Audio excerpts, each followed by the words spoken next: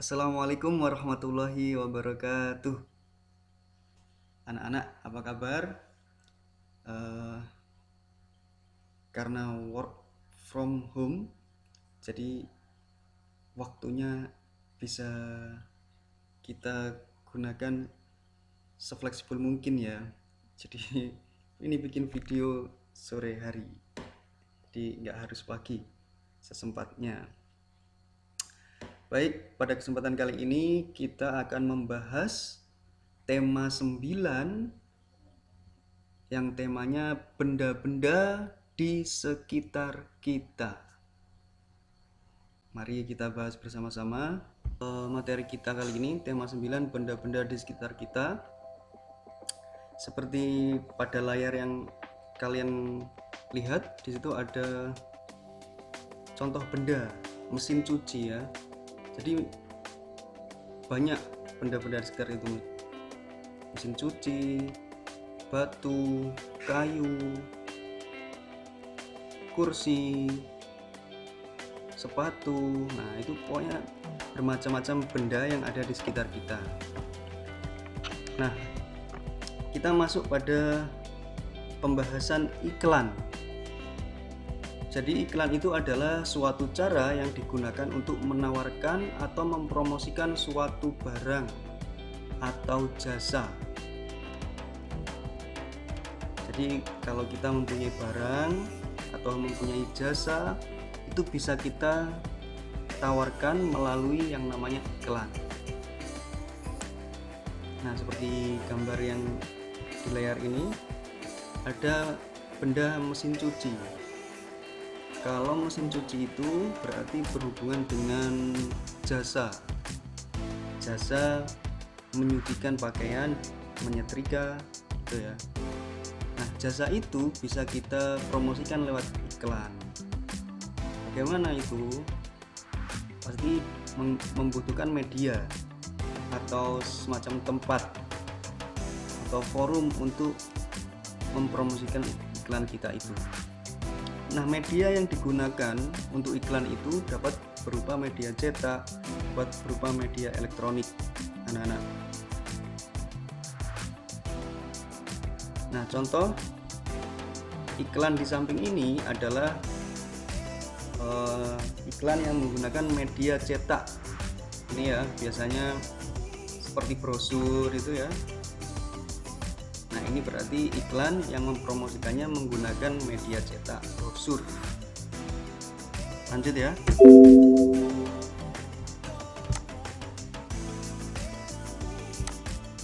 Media iklan atau forum atau tempat untuk mempromosikan iklan.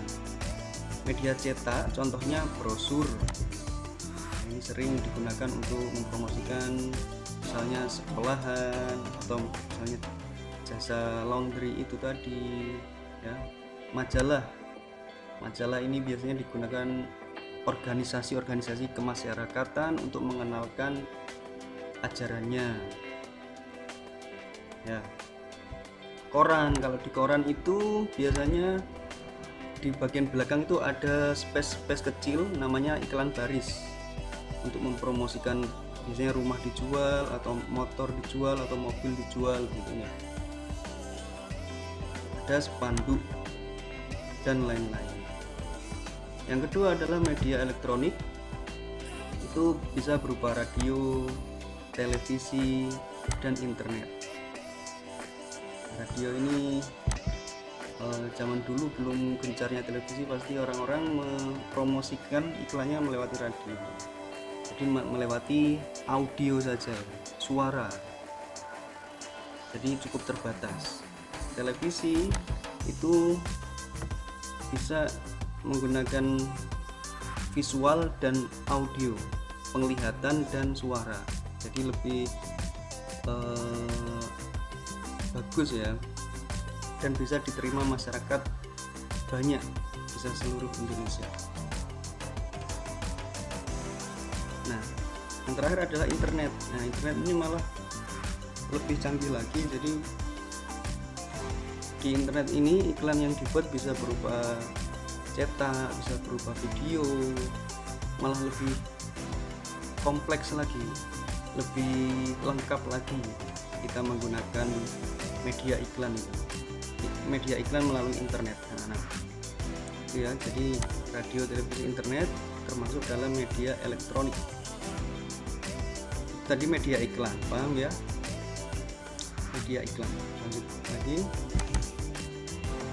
Nah, unsur-unsur yang harus ada ketika kita membuat iklan.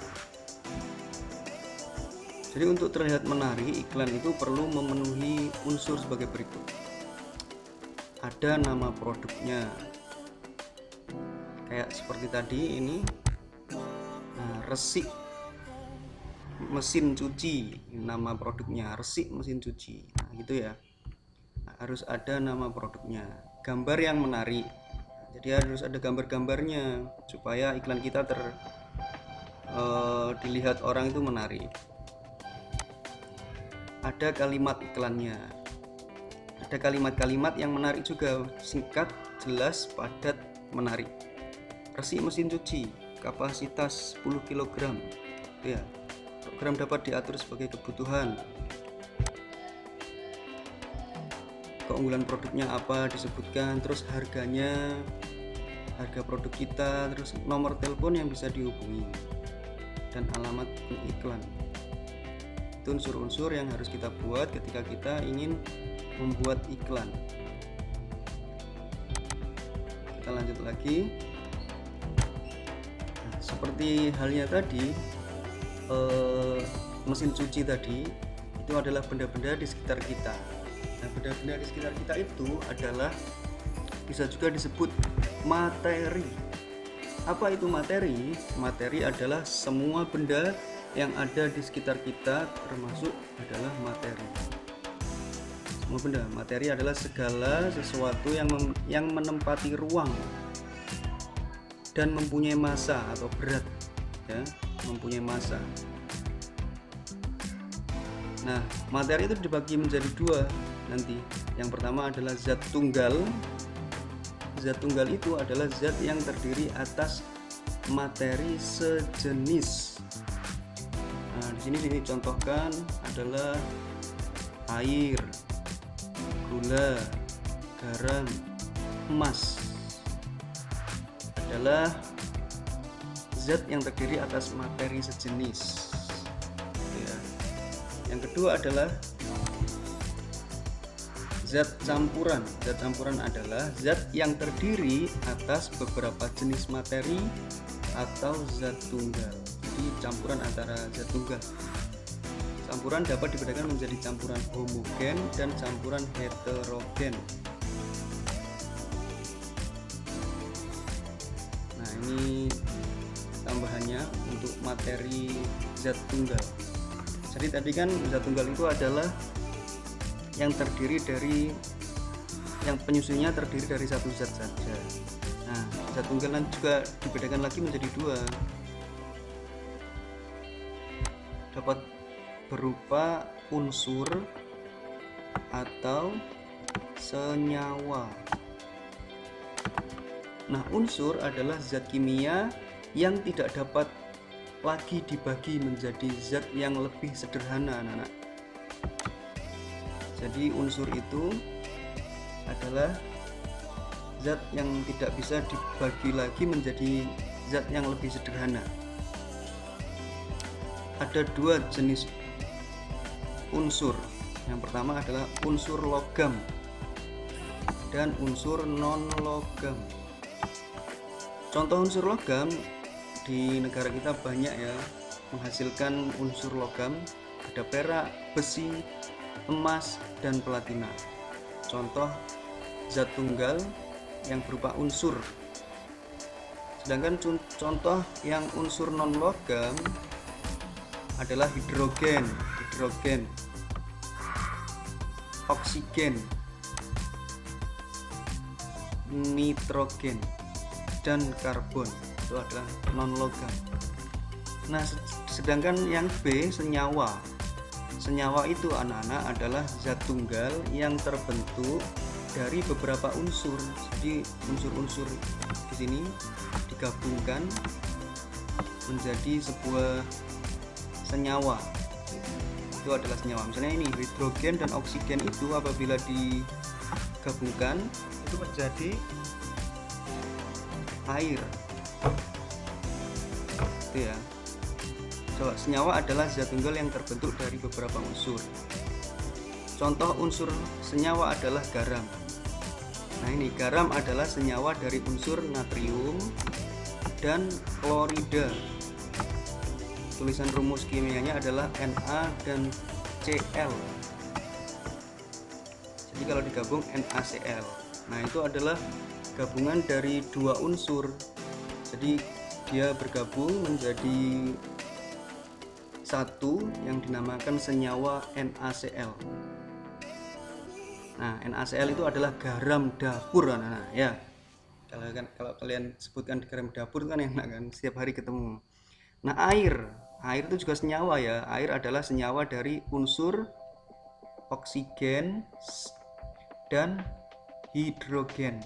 Nah, jadi oksigen ditambah hidrogen itu sama dengan air, menjadi air, H2O. Gula adalah senyawa dari unsur terbentuk dari gabungan unsur karbon, hidrogen, dan oksigen. Jadi gula itu gabungan antara karbon, hidrogen, dan oksigen. Menjadi gula dia. Itu ya. Jadi tadi zat tunggal itu masih dibagi lagi, ada unsur dan senyawa. Kalau senyawa itu gabungan unsur, kalau unsur itu zat yang sudah tidak bisa dibagi menjadi sederhana lagi, anak-anak. Paham ya? Nah, sedangkan zat campuran itu dibagi lagi menjadi dua juga, anak-anak. Yang pertama campuran homogen. Campuran homogen itu adalah campuran yang zat penyusunnya tercampur secara sempurna. Jadi tercampur secara sempurna. Zat penyusunnya itu tidak dapat dibedakan, seakan-akan satu sempurna gitu. Contohnya air, larutan air dan garam. Air hangat tambah garam diudek-udek gitu ya. Diudek-udek bahasa Jawanya itu. Pasti dia larut dan seolah-olah satu, sempurna. Sirup juga. Udara itu gabungan dari gas-gas. Dia tercampur secara sempurna, homogen, perunggu dan kuningan. Yang kedua adalah campuran heterogen. Campuran heterogen itu, anak-anak, adalah campuran yang zat penyusunnya tidak tercampur secara sempurna. Jadi kalau homogen tadi tercampur secara sempurna, kalau heterogen itu tercampur tapi tidak sempurna, zat penyusunnya itu masih terlihat. Contohnya adalah campuran air dan kopi. Air dan kopi itu jika dicampur pasti zat-zat kopinya pasti di bawahnya itu masih tidak bisa menyatu sempurna dengan air, ya kan. Nah, itu contoh heterogen. Air dan tepung juga, air dan pasir. Itu tadi adalah materi kita tentang benda-benda di sekitar kita, materi tentang iklan dan zat tunggal dan zat campuran. Semoga kalian paham. Insya Allah kita lanjutkan lagi pertemuan berikutnya atau video berikutnya. Terima kasih. Wassalamualaikum warahmatullahi wabarakatuh.